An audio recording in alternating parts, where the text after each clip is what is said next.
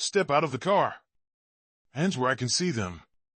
The words shattered the still night like a gunshot, echoing down the quiet cul-de-sac. Red and blue lights bounced off the wrought iron gates of the mansion, splintering the rain-slick driveway in jagged colors.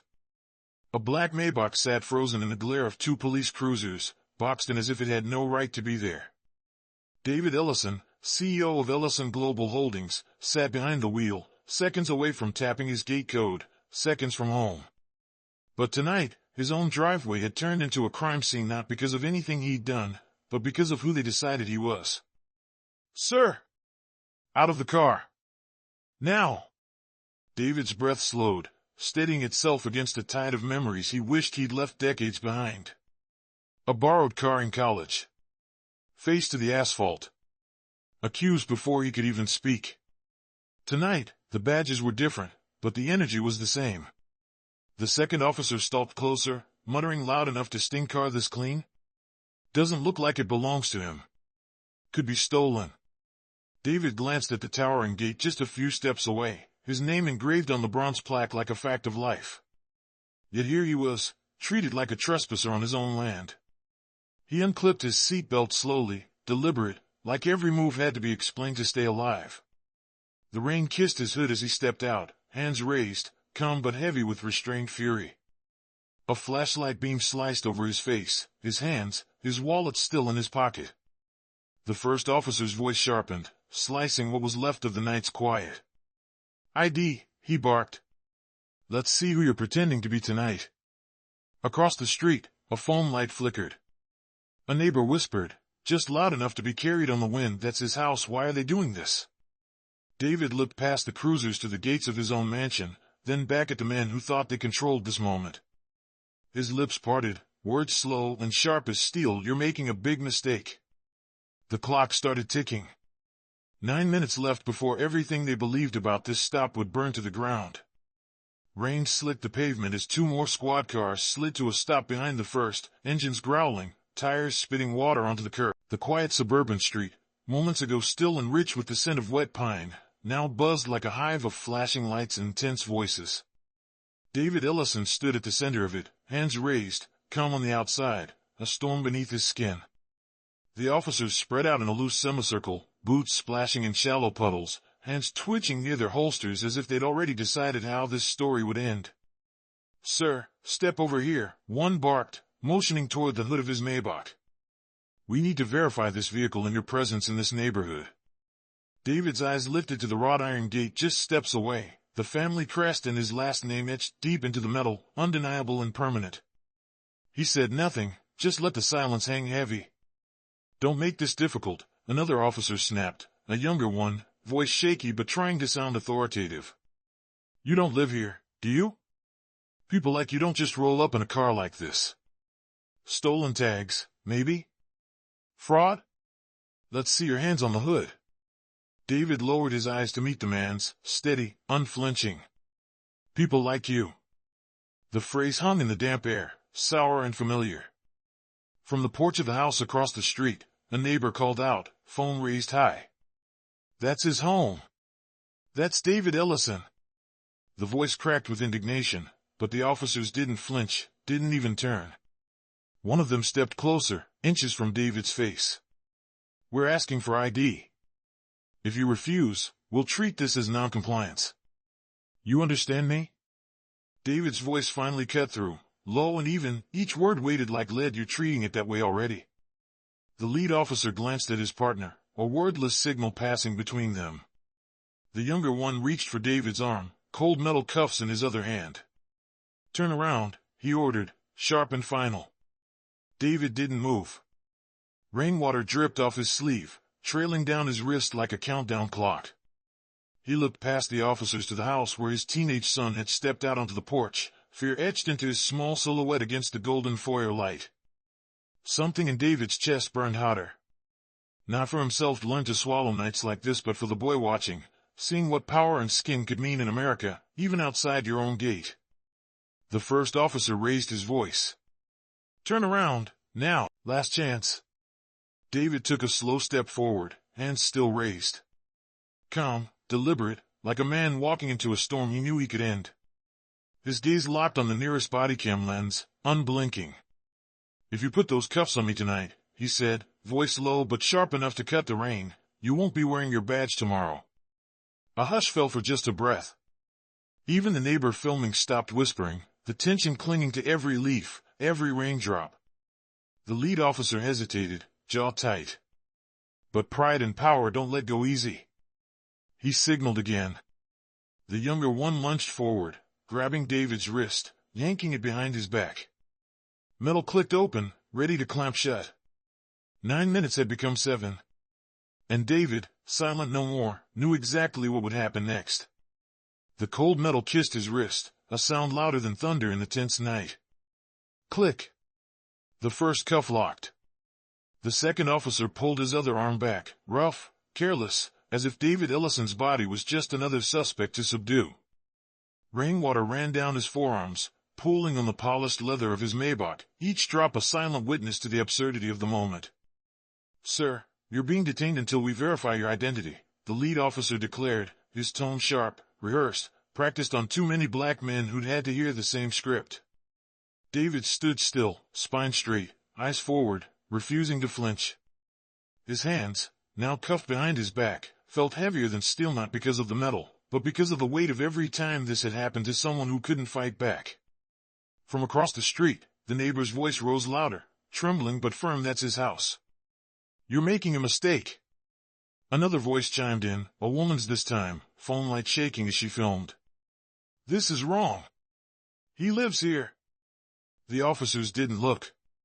Didn't care. The young one smirked faintly, muttering under his breath, "We've seen this game before. Fake cars, fake addresses, fake success stories." David finally turned his head, slowly, eyes locking on the young man's face. Calm. Piercing. "Nothing about me is fake," he said, low but deadly certain. The words made the rookie's smirk falter for just a fraction of a second. The lead officer grabbed David's elbow, starting to push him toward the squad car parked behind his Maybach. "You'll sit tight while we run this through the system." David's steps were deliberate, his shoes crunching softly on the wet gravel, each stride saying, "This ends with me, not with you." As they walked past the gate, his teenage son's voice cracked the night like glass. "Dad, what are they doing?" "This is your house." The boy's small figure stood frozen on the porch, hands clenched at his sides, eyes wide with fear and confusion. The sight dug a blade deep into David's chest. He'd built this empire, this home, this safe place for his family, only to watch his child learn that a mansion doesn't buy you dignity in their eyes. David stopped walking. His body turned slightly, just enough to face the lead officer. "Calm, but with a current of power beneath every word. You've got 2 minutes to let me go. Because if you don't, this night won't end with me in your car. It'll end with you out of a job." The older cop scoffed, lips curling with arrogance. Big words for a man in cuffs. From the sidewalk, the neighbor shouted, voice cracking with anger. "Now he's not lying. Look at the damn gate. It has his name on it." The rookie hesitated, eyes darting to the bronze plaque on the mansion gate, the engraved Ellison glinting under the flashlights. But pride held him still. David lowered his voice, steady, absolute. "You think these cuffs make you powerful? They don't. They just make your mistake permanent." For a moment, the rain was the only sound. Even the radios crackled softer, like the night itself was holding its breath. 7 minutes had become 5. And the storm David was about to unleash was only just beginning. The squad car door swung open, a hollow clang against the tense rain-soaked night. One officer's hand pressed hard on David's shoulder, guiding him down as if gravity wasn't enough to do the job. Wet leather and steel cuffs bit into his wrists as they pushed him closer to the cruiser's cold frame. Across the street, more neighbors had gathered, some holding umbrellas, others just standing in the drizzle, filming, whispering, "This isn't right, that's his home." But the officers didn't turn their heads. They acted as if the truth carved in bronze on that mansion gate didn't exist. David inhaled slowly, the air thick and damp, his patience stretched to its last thread. And then, without raising his voice, he spoke. "Calm. Certain. Dangerous in its precision. You've got 4 minutes left before everything changes." The lead officer snorted, smirk laced with arrogance. And what exactly are you gonna do, big man, cuffed up in the rain? David turned his head slightly, his eyes sharp as a blade under the flashing lights. Watch. He shifted his weight just enough to reach into his inner jacket pocket. The younger cop grabbed his arm, tense. What are you reaching for? David's gaze didn't waver. A phone. My phone. You might want to hear this call. After a tense second, the rookie hesitated, then jerked the phone on himself, tossing it onto the hood of the cruiser like contraband. David glanced at the screen, then said two words that sliced through the storm. Call Thomas. The phone obeyed, voice command activating the secure line. One ring. Two. Then a deep, authoritative voice answered, crisp even through the rain and chaos. Mr. Ellison? What's happening? David spoke slowly, every syllable a loaded bullet. Thomas, I'm being detained. In front of my own home. By your officers. The line went silent for a fraction of a heartbeat before the voice sharpened like a blade. Stay where you are. I'm on my way. The lead officer scoffed, unaware of the ground shifting under his feet. Who's that supposed to scare? Your lawyer? David tilted his head, rain dripping from his hood, lips curling in the faintest ghost of a smile. No. Your boss's boss.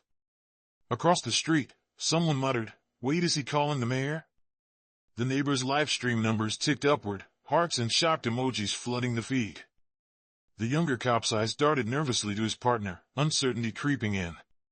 But arrogance dies hard, and the lead officer barked, protocol stands. Until we know who you are, you're not going anywhere. David leaned slightly toward the bodycam lens, his voice calm but heavy with a promise he'd soon deliver. In 3 minutes, you'll wish you never touched me. The rain fell harder, drumming on the cruiser's roof, masking the growing hum of approaching engines in the distance. The clock was down to 3. The power balance was about to flip. And everyone on that street would remember the sound of truth arriving like thunder. The rain hadn't slowed. It came harder now, pounding the pavement, washing the night in silver streaks. The red and blue flashes painted the neighborhood like a war zone, though the only threat stood cuffed beside his own car, silent and steady. David Ellison barely moved. But the world around him was starting to shift. Engines roared in the distance, growing louder with each heartbeat. Neighbors looked up from their porches and phones, turning toward the main road. Even the rookie officers' heads snapped around at the low growl of black SUVs barreling down the street, their headlights cutting through the rain like search beams. The lead officer muttered under his breath, uneasy for the first time all night. Backup wasn't requested. David tilted his head slightly, a calm shadow under the storm. That's not your backup. Within seconds, 3 vehicles pulled up fast but precise, stopping just behind the squad cars. Doors swung open in unison. Men and women in tailored suits stepped out, umbrellas snapping open, earpieces glinting under the flashing lights. The last to emerge was a tall man in a long coat, presence heavy enough to quiet even the sirens. Thomas Green, mayor of Brookhaven. The lead officer blinked, his smirk draining away. Mayor, he stammered. Thomas didn't answer him. He strode straight toward David, eyes blazing with controlled fury, ignoring the rain soaking his shoulders. Mr. Ellison, are you all right? He asked, voice firm but respectful. David raised his cuffed hands just enough to show the metal biting into his wrists. I'd be better if your people remembered whose city this is, he said, voice low, steady, cutting the air sharper than any shout.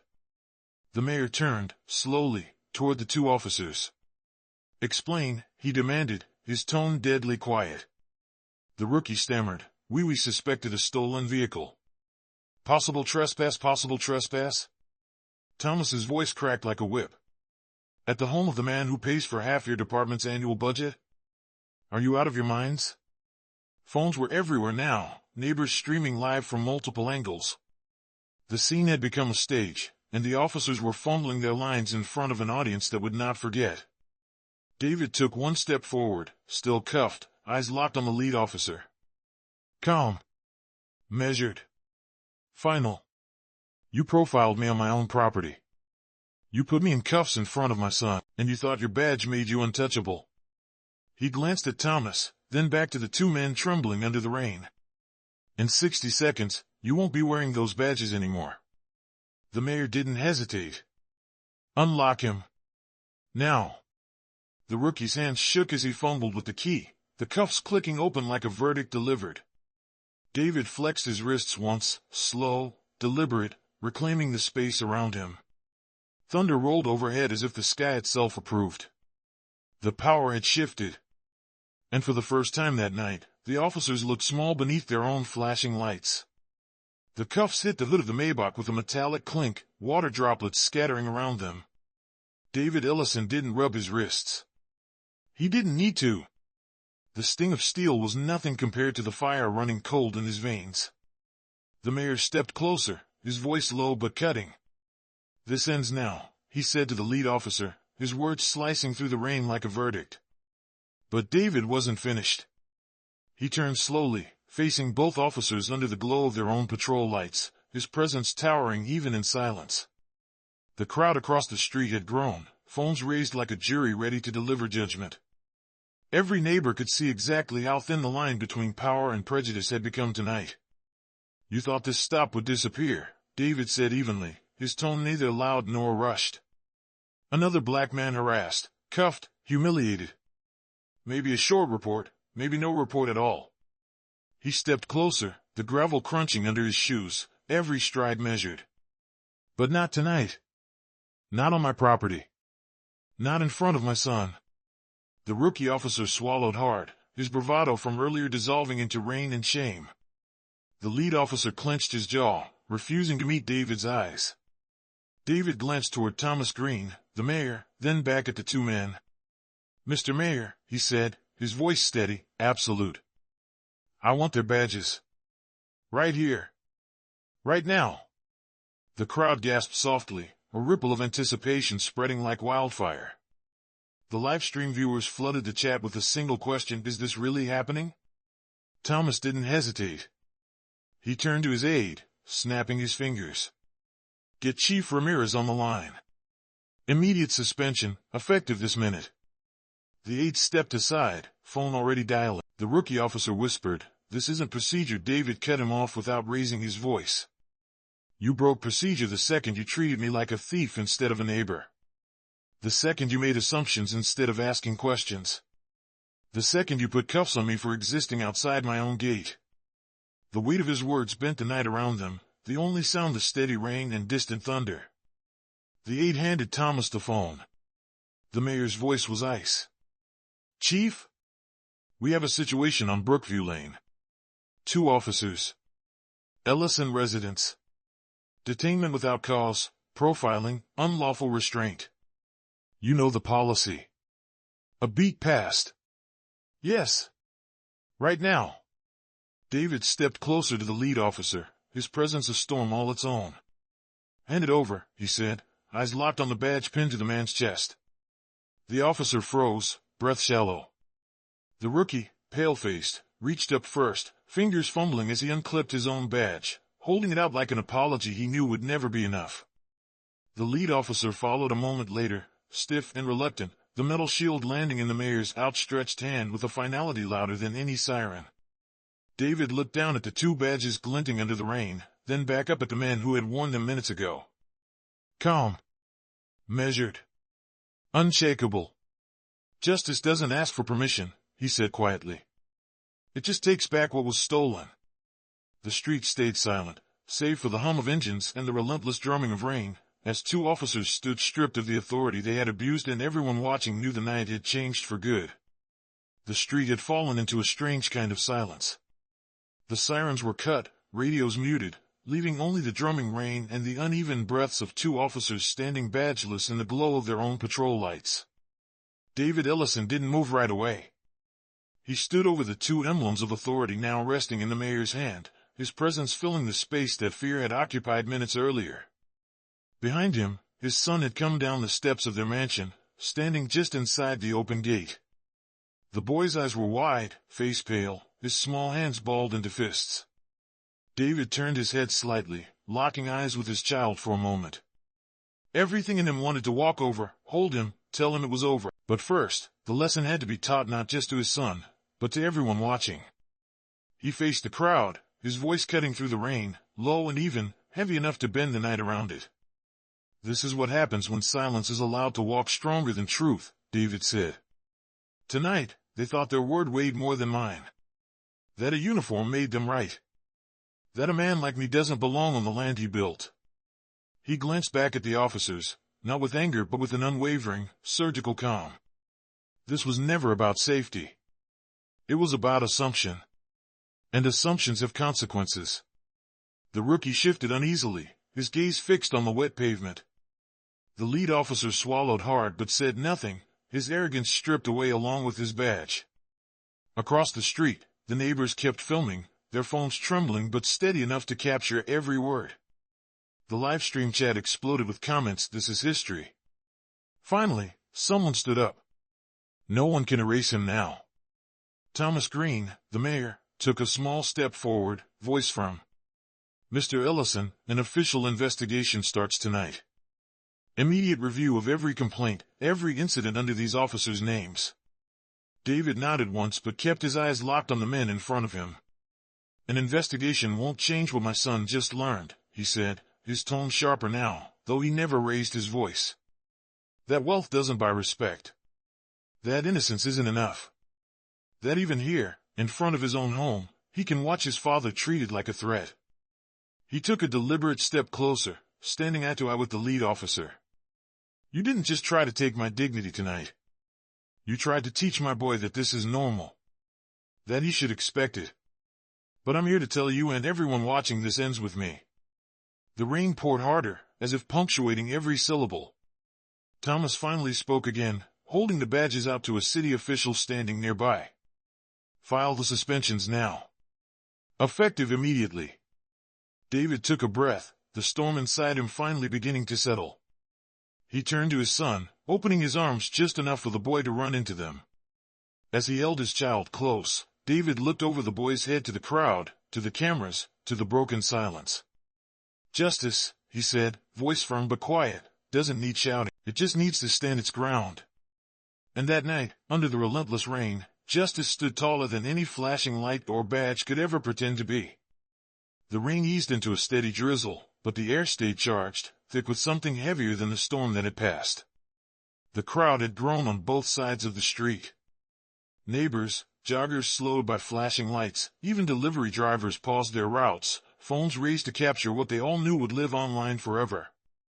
David Ellison stood in the middle of it all, still holding his son against his chest. The boy's heart pounded hard enough for him to feel it through his damp shirt. He gave a reassuring squeeze before looking down, brushing wet hair away from his son's eyes. "It's all right now," David whispered, low enough for only the boy to hear. "But you remember this moment. Not the fear. The truth." He passed his son gently toward a trusted security aide who had come from the mansion gate, then turned to face the crowd and cameras, shoulders squared, every inch the man he'd fought to become. The mayor stepped closer. "Mr. Ellison, press is already calling. Do you want me to make a statement on your behalf?" David shook his head once, a calm dismissal. "I built my name without anyone speaking for me," he said, voice low but slicing the damp night like glass. "I'll finish this the same way." He took a deliberate step forward, his presence commanding instant silence. Every lens locked on him, every ear straining to catch every word. "Tonight," David began, tone steady, "I was stopped at my own gate. Detained on my own property. Not because I broke a law. Not because I posed a threat. But because two men wearing badges decided a black man driving a car like mine doesn't belong here." A ripple of murmurs moved through the crowd, anger brewing like thunder beyond the drizzle. David let it sit before continuing. This wasn't about stolen vehicles. It wasn't about safety. It was about assumption. It was about prejudice dressed up as procedure. And too many of us have watched this happen, stayed quiet, moved on. Not tonight. He glanced back at the mansion, the bronze Ellison on the gate gleaming under the light, a symbol both proud and bitter. "I built this home. I built this company. I built a life where my son should never have to watch his father treated like a suspect for existing. And yet here we are." He turned his gaze back to the officers now standing badgeless in the rain, unable to meet his eyes. You thought your power came from your uniform. But real power, David said, voice cutting sharper now, is what holds you accountable when you abuse it. The crowd erupted in quiet agreement, a wave of nods and murmured that's right. Live streams buzzed, comments exploding with support and outrage alike. David's final words dropped like stone into water, rippling far beyond that street tonight wasn't just my fight. It's a message justice doesn't wait for permission. It stands up. It speaks. And it doesn't stop until it's heard. And in that moment, under the rain and the lights and the weight of a city finally watching, David Ellison made sure they heard every word. The tension lingered like smoke long after the worst of the storm had passed. The flashing lights dimmed one by one as squad cars idled silently, their purpose drained of power now that truth had stripped away their authority. David Ellison stood beneath the iron gate of his mansion, rain-soaked but unbroken. His words still hung in the air, echoing across the street, carried by every phone streaming the scene live. It wasn't just a neighborhood moment Anna Maria had turned into a citywide reckoning, maybe bigger. Thomas Green, the mayor, turned to his aide. "Bring the chief here. I want every camera to see this," he said, his tone cold, deliberate. The aide nodded and stepped aside, phone pressed to his ear, calling in reinforcements not for muscle this time, but for accountability. David glanced at the two officers who had cuffed him minutes ago. They stood still, drenched, their badges gone, the weight of what they had done finally showing on their faces. The rookie's lips trembled like he wanted to speak, but no words came. The lead officer stared at the ground, jaw tight, a man stripped not just of a badge but of the false power he'd clung to all night. David stepped closer, his voice low but carrying across the wet pavement like a final verdict. "You thought this was routine. Just another night. Another man you could reduce to a suspect with a word, a look, a gesture. But this night won't disappear in a report. It'll follow you, because truth has a way of doing that." He turned to Thomas. "This doesn't stop with them. I want every incident they've buried pulled out into the light. Every complaint, every routine stop that never got a second look." The mayor nodded firmly. "Already in motion, David. An internal review task force will start tonight." From across the street, a neighbor shouted, "It's about time." Others murmured in agreement, the quiet swell of a community realizing this moment wasn't just about one man, it was about all the times they'd felt powerless in the face of a uniform misused. David took a breath, calmer now, but his presence still sharp as a knife. He looked toward the crowd, toward his son who stood close to his security aide, eyes locked on his father like he'd just watched a superhero step out of a nightmare. "Power doesn't mean control," David said, his tone measured but strong enough for everyone to hear. "It means responsibility. And anyone who forgets that has no right to carry it." Thomas's phone buzzed. He glanced at the screen and said loud enough for the cameras, "Chief Ramirez is on his way. Officers will face immediate suspension, possible termination pending review." David nodded once, final, then turned toward the open gate of his home. He placed a steady hand on his son's shoulder, leading him inside. But before crossing the threshold, he glanced back at the street full of neighbors, cameras still rolling, truth still burning hot in the drizzle. "We're not done," he said quietly, yet everyone heard it. And with that, the man they tried to reduce to a suspect walked back into his home as the one thing they could never take from him, a father, a leader, and tonight, the face of justice that refused to bow. Headlights cut through the damp night once more, this time not from cruisers arriving to intimidate but from a single unmarked SUV pulling up with deliberate calm. The crowd hushed as Chief Ramirez stepped out, rain slicking the brim of his cap, his face tagged with a mixture of frustration and unease. Thomas Green, the mayor, didn't wait for introductions. "Chief," he said sharply, "you're here because your department's routine stop almost ended with a wrongful arrest in front of the man's own home. Explain that to me. Explain it to him. Explain it to everyone watching." Ramirez's eyes shifted toward David Ellison, who stood firm under the gate's light, his son now inside the house but still peeking through the window, watching everything. The chief cleared his throat, his tone caught somewhere between official and apologetic. "Mr. Ellison, this was a misjudgment." "Protocol failed," David cut him off, his voice steady, quiet but carrying more weight than any title could. "Protocol didn't fail. People failed. Because if this was protocol, it means your whole system is broken. The crowd murmured, phones held higher now, capturing every word. Ramirez stiffened and used to being dressed down in public, but he didn't argue. He couldn't, not with two of his own standing badgeless in the rain, the evidence live streaming to thousands.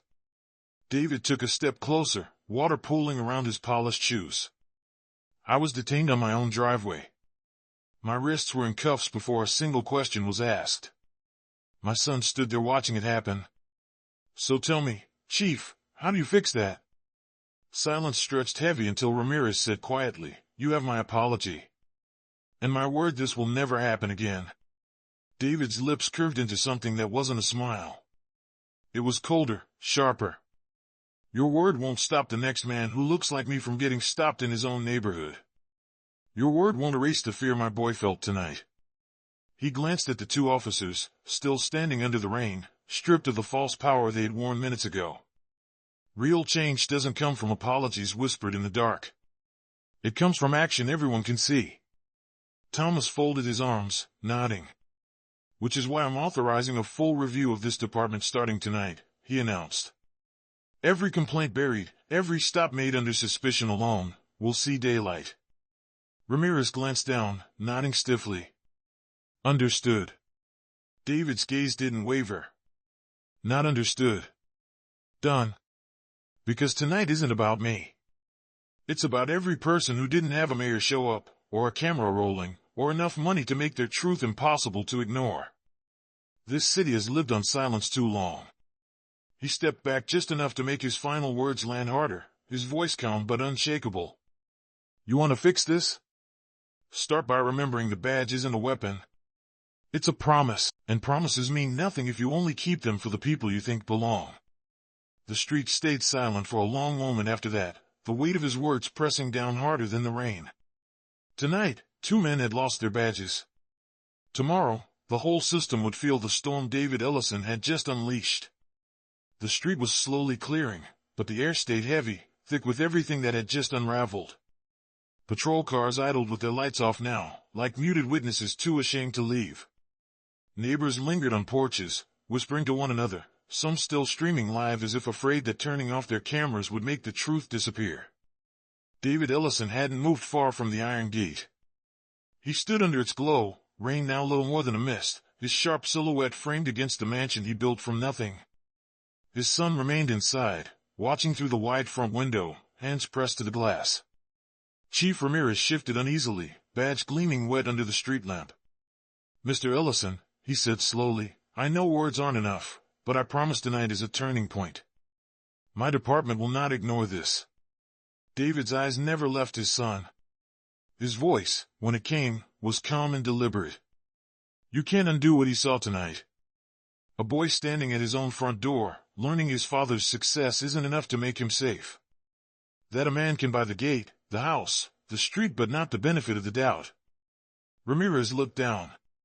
The truth in David's words hit harder than any accusation could. Thomas Green, the mayor, cleared his throat. This will go public, he said to the chief. Every disciplinary action, every reform step transparent, non-negotiable. He glanced toward David. The city owes you that. David finally turned toward them, eyes cold but steady. You don't owe me, he said, voice low but cutting. You owe every person who didn't have a camera pointed their way. You owe every father who couldn't make a phone call that stopped the injustice midair. A hush fell over the small crowd. The rookie officer swallowed hard, a flicker of regret in his face now that the adrenaline had burned away. David's gaze met his, not cruel, not forgiving, just an unspoken truth that would never leave either of them. Tonight wasn't about one mistake, David said, stepping closer so both officers could hear every syllable. It was about a mindset that made you certain you could put me in cuffs before you even knew my name. That mindset has ruined more lives than you'll ever count. And I won't let my son believe that's how the world has to stay. The words carried beyond the quiet street, beyond the crowd, amplified through every live stream still rolling. Thousands of viewers typed furiously, comments pouring in. This is real leadership. This needs to be everywhere. No child should learn this lesson at their own front door. David drew in a breath, shoulders straightening. The fight wasn't over, but its shape had changed. He looked back toward his home, the warm light spilling out, a promise waiting to be reclaimed. "I've built companies," he said softly, more to himself than anyone else. "Now I'll help build something bigger, a city where this stops happening." And with that, he turned toward the mayor and the chief, not asking but commanding, his voice a force no badge could silence. "This doesn't end tonight. It starts here." By the time the last patrol car rolled away, the rain had stopped. The street glistened under the soft glow of streetlights, puddles reflecting the mansion's gates like a mirror of everything that had just changed. The night was quiet again, but it wasn't the same kind of quiet as before. This one was charged not with fear, but with the weight of truth finally spoken out loud. David Ellison stood just inside his gate now, the mayor and Chief Ramirez a few paces behind him. The crowd had mostly dispersed, but not before clapping softly as they left, murmuring words of support, nodding with quiet respect. The live streams were still running, a million eyes out there in the world waiting to see how this ended. David looked toward the window where his son stood moments ago, now seated inside the living room, talking with his mother. The boy was safe, but tonight had marked him. David knew that feeling all too well. He'd felt it at 12 years old, and again at 25, and again tonight, long after he'd become the man who could buy the very streets that once tried to push him out. He turned to Thomas Green, voice calm but unwavering. "This isn't about my name, or my address, or my money," he said. "This is about a city that thinks equality is optional until a camera shows up. That ends tonight." The mayor nodded. "We'll announce reforms in the morning. Task forces, audits, oversight committees." David cut in, not unkind, but sharp as truth. "Announcements don't change a culture. Actions do. Every officer needs to know a badge is a promise, not a weapon. And if they can't keep that promise, they don't deserve to wear it." Chief Ramirez nodded reluctantly. "Understood. You have my word this department will be different after tonight." David's gaze fixed on him, steady, resolute. "I don't want your word. I want results. And I'll be watching." The silence that followed wasn't uncomfortable. It was a vow hanging in the cool night air, one everyone present knew couldn't be broken without consequence. Finally, David exhaled, his shoulders softening just enough to let the long night go. He turned toward the gate, opened it, and walked up the driveway with the deliberate stride of a man who had taken back more than just his home tonight. He had taken back his narrative. Before stepping inside, he glanced over his shoulder once, catching the last of the cameras still trained on him. His words were soft, but they carried like thunder. Respect shouldn't be something you have to buy. It should be something you're owed as a human being. With that, David Ellison closed his front door, finally home not just in his mansion, but in a moment that would ripple far beyond Brookview Lane. Tomorrow, the city would wake to headlines, investigations, and a new standard for justice born in the rain that night. And for his son, for every child who might one day stand where he stood, David had carved out a promise louder than any siren. This ends here.